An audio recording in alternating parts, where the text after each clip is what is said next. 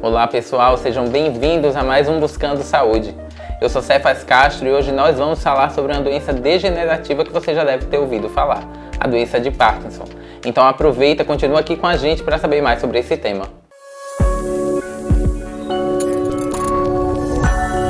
E para falar sobre esse tema, nós convidamos o neurologista, o Dr. Alex Meira. Seja bem-vindo, doutor. Muito obrigado, eu que agradeço pelo convite. Doutor, e assim, para a gente iniciar de fato a conversa, conta pra gente o que é a doença de Parkinson. A doença de Parkinson, como você mesmo falou, é uma doença neurodegenerativa, né? Acomete o sistema nervoso central. Ela vai acometer algumas regiões específicas do sistema nervoso central, causando um distúrbio do movimento. Os sintomas mais comuns e mais conhecido é o tremor, mas na verdade ele não é o principal. O principal sintoma é a lentidão dos movimentos e também pode ocorrer rigidez. Ela tem uma evolução característica, então vai ocorrendo degeneração, a doença vai se agravando com o tempo e a gente vai tentando manejar os sintomas conforme eles forem aparecendo. Doutor, tem alguma causa específica para a doença de Parkinson? Sim, ela é uma doença esporádica na maioria dos casos, então a maioria dos pacientes eles vão ser acometidos após os 60, 65 anos de idade e nesses casos a grande maioria dos pacientes ocorre de forma esporádica, sem nenhuma explicação genética, digamos assim. Quanto mais precoce o aparecimento da doença, maiores são as chances de ter acometimento genético, mas eles, como eu já deixei claro, é a minoria dos casos que ocorrem. Agora, em pacientes, por exemplo, que iniciam os sintomas antes dos 30 anos de idade, a maioria deles vão ser de causas genéticas, mas isso é muito raro de acontecer. A grande maioria dos pacientes, mais de 90%, começam os sintomas a partir dos 65 anos de idade.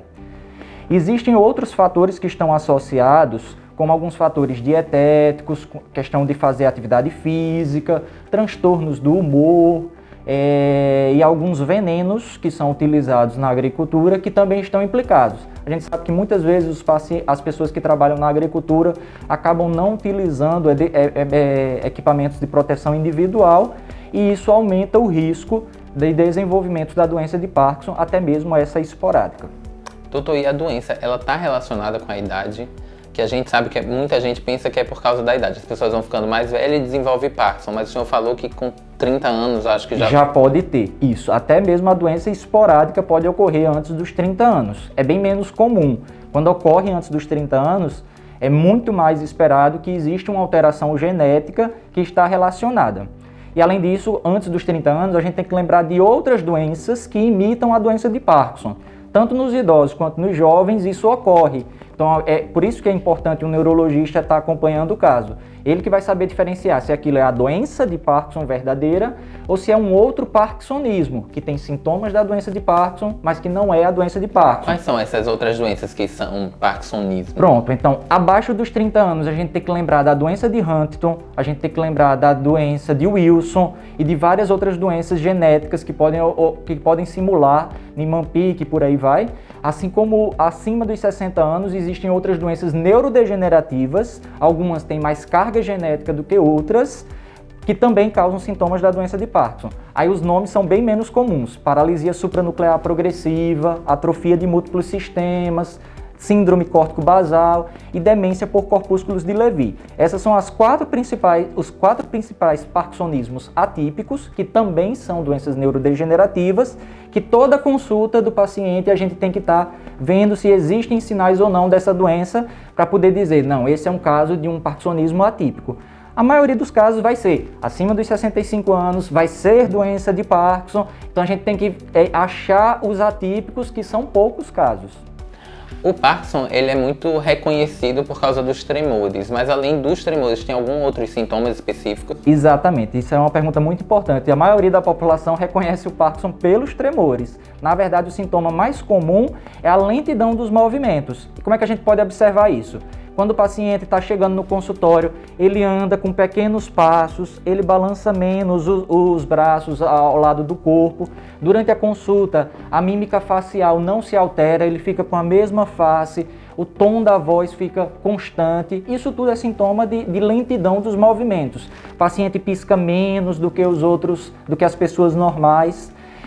Durante o exame físico, a gente pede para o paciente abrir e fechar a mão grande e rápido. O paciente com Parkinson, ele faz ou pequeno, ou então ele faz devagar. Ele tem dificuldade em realizar movimentos de forma rápida. Esse é o principal sintoma do parkinsonismo. Para a gente ter a síndrome parkinsoniana, a gente tem que ter esse sintoma associado a um dos outros dois, que é o tremor de repouso. O mais comum é quando o paciente está com os braços parados e ficar tremendo.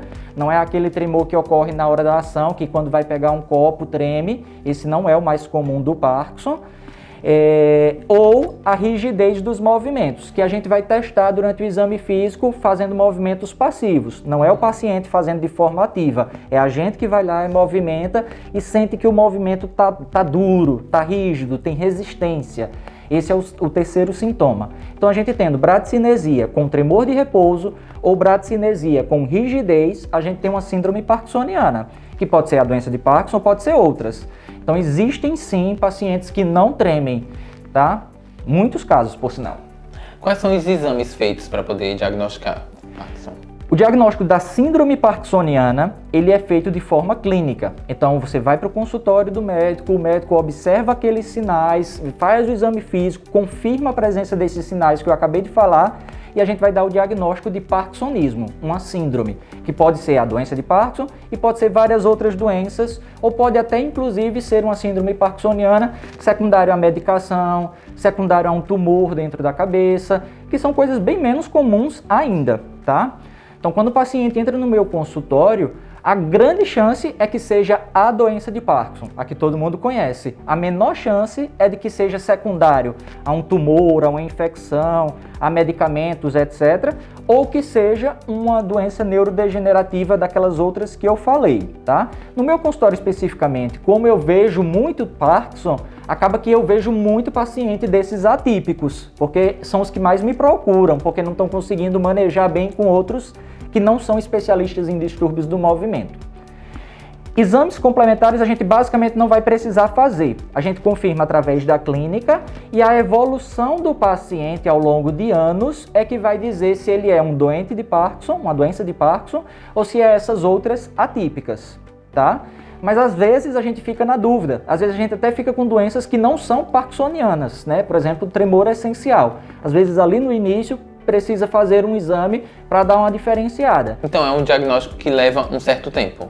O diagnóstico de síndrome parkinsoniana é na primeira consulta. Sim. Agora o diagnóstico definitivo da etiologia, se é a doença de Parkinson ou não, a gente aguarda 3 anos. Por quê? Nesses primeiros 3 anos de sintomas, a qualquer momento dos 3 anos vão aparecer sintomas atípicos e eu vou dizer, não, é uma paralisia supranuclear progressiva, ou então é uma atrofia de múltiplos sistemas. Então, logo de cara, eu vou tentar descartar todos aqueles secundários, medicamentos, neoplasia, infecção, etc.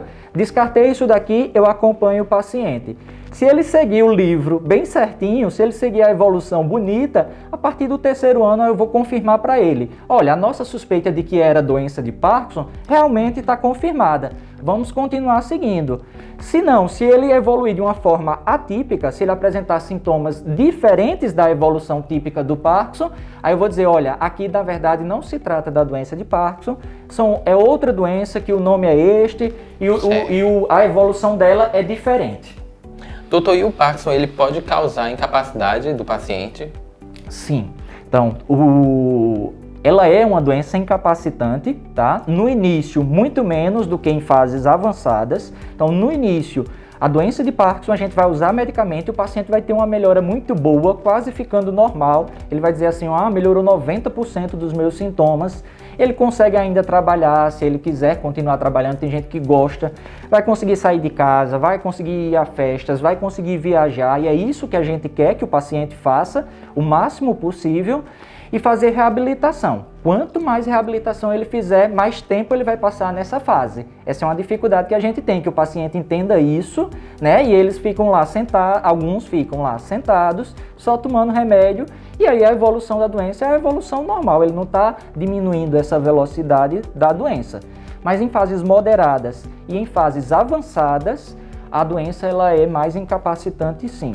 O Parkinson ele também pode gerar perda de memória? Pode. Nas fases avançadas, ele gera um quadro demencial. Então, quando ocorre no primeiro ano, a gente não vai esperar isso para a doença de Parkinson. Então, já vou pensar em demência por corpúsculos de Lewy, que é um parkinsonismo atípico. Ou então em outras doenças que também vão ter demência precoces, né? Tem algumas outras demências menos comuns do que o Alzheimer, que todo mundo conhece, que também tem sintomas de parkinsonismo, como por exemplo, a demência frontotemporal. Ela é uma demência que afeta muito a linguagem e o comportamento, ao contrário do Alzheimer, que é muito mais a memória. E na demência frontotemporal podem ocorrer sintomas de Parkinson. E podem ocorrer tanto sintomas de Parkinson mais puro, como o da doença de Parkinson, como dos atípicos, como da paralisia supranuclear e da síndrome córtico-basal, que são as mais comuns. Essa demência, inclusive, ela tem uma alta carga genética, muito mais do que o Alzheimer, muito mais do que o Parkinson. Cerca de 40% dos pacientes eles têm alterações genéticas, o que é incomum quando a gente pensa em uma doença que está começando por volta de 40, 50, 60 anos. A gente pensa que doença genética já começa o sintoma na primeira infância. Não, existem doenças genéticas que os sintomas só aparecem com 40, 50, 60, 70 anos de idade. Então é importante ter um médico que está atualizado nessa parte genética para poder conseguir fechar esse diagnóstico.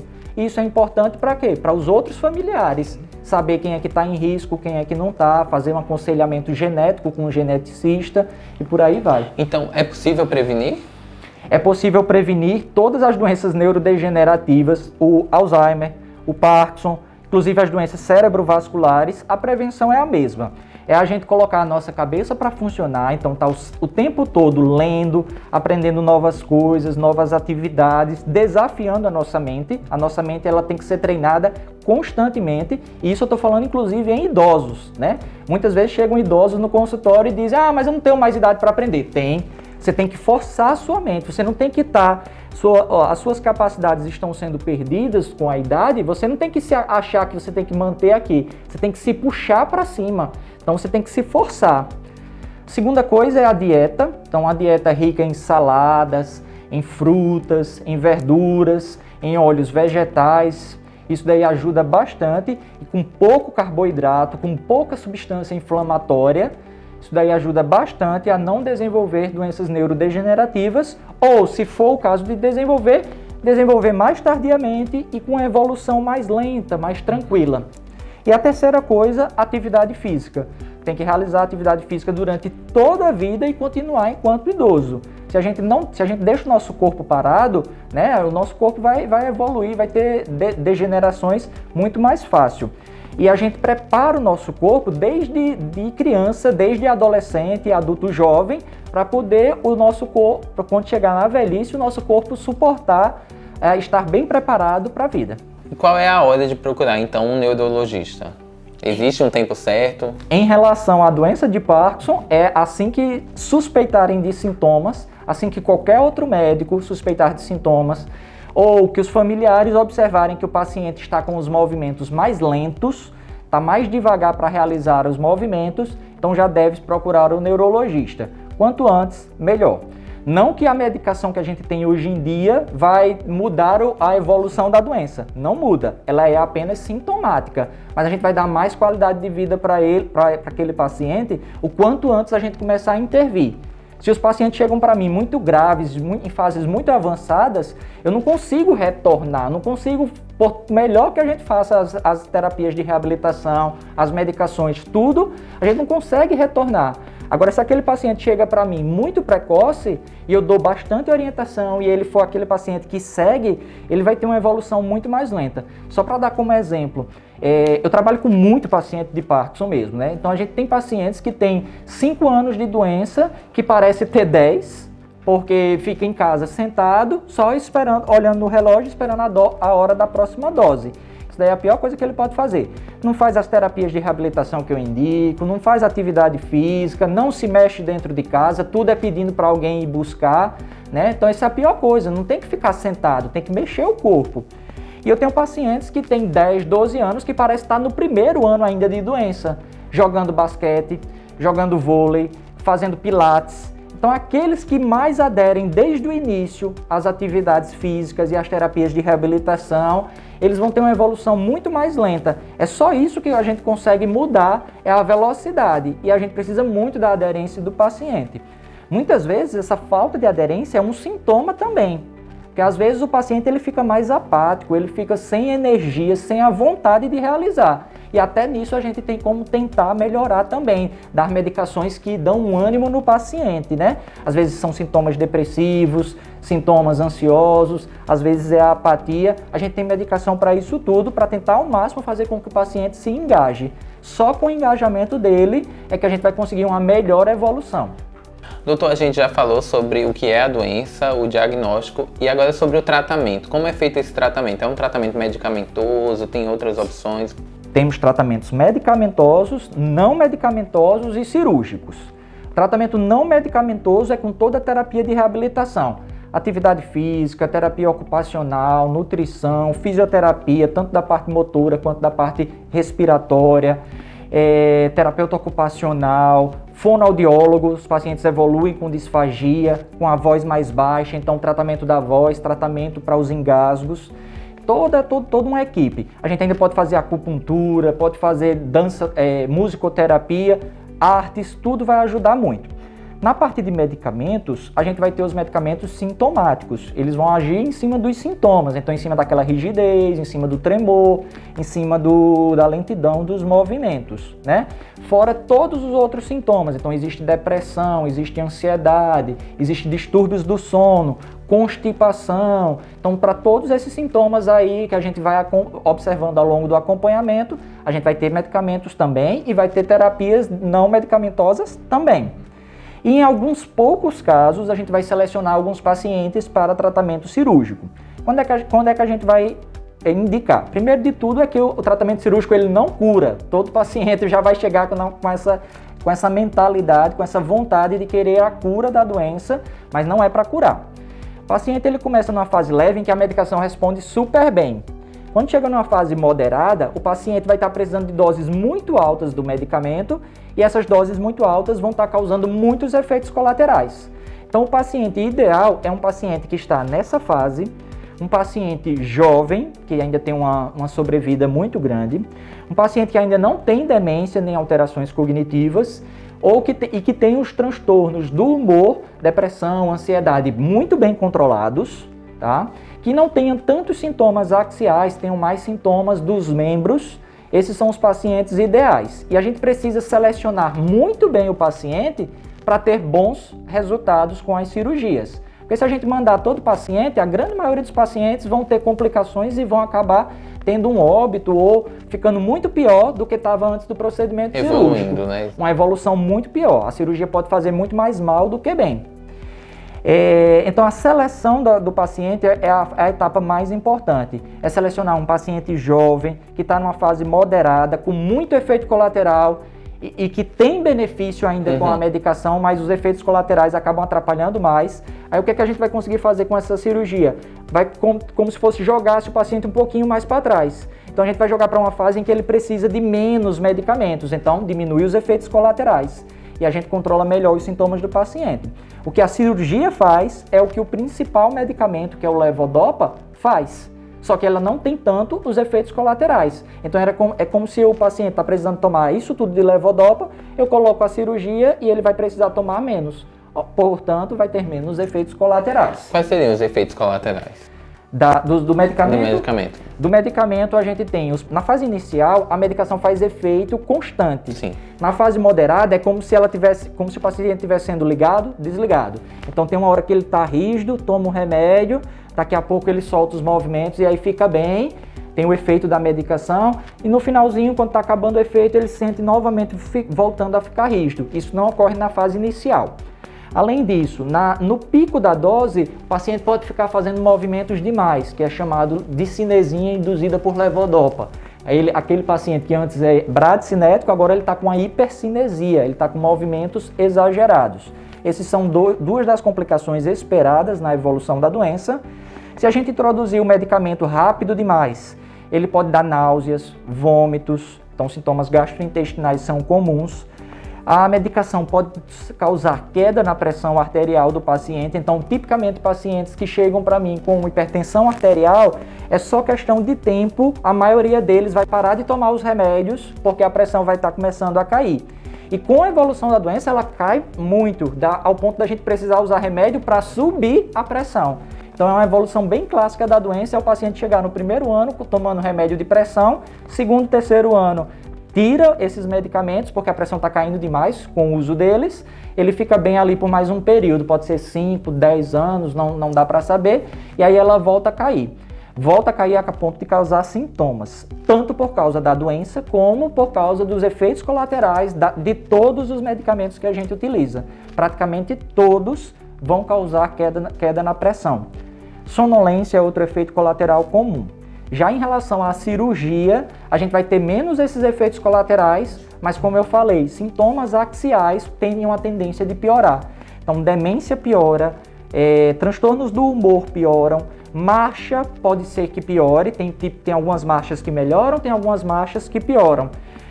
Instabilidade postural, se o paciente está tendo uma tendência de quedas, a tendência é que com a cirurgia ele caia mais. Então é pior eu fazer um procedimento cirúrgico. Por isso que eu falo novamente, a principal etapa é a seleção do paciente adequado. Se a gente seleciona bem, a gente vai ter excelentes resultados. Se a gente seleciona mal, os resultados vão ser catastróficos, vão ser piores do que não ter feito a cirurgia. Doutor, e para a gente finalizar, o Parkinson é uma doença que assusta, é uma doença degenerativa. É possível levar uma vida com qualidade ao ser diagnosticado? Sim. E quanto antes você começar o tratamento, melhor. Porque você vai estar ajudando que a evolução seja mais lenta. Então, muitas vezes chegam pacientes jovens no consultório achando que eles estão com um destino selado. Na verdade, não. Quanto mais cedo eles chegam, e muitas vezes os jovens chegam mais cedo do que os idosos, melhor para ele. Porque eu vou conseguir dar orientações para ele e se ele aderir bem a essas orientações, ele vai ter uma evolução bem mais lenta, bem mais tranquila. Então, se ele faz atividade física, se ele viaja, se ele curte a vida dele, se ele adere bem à terapia de fisioterapia, fono, seja lá o que ele está precisando, tomando as medicações adequadamente, ele pode passar um bom tempo ainda trabalhando, se ele tiver interesse, né?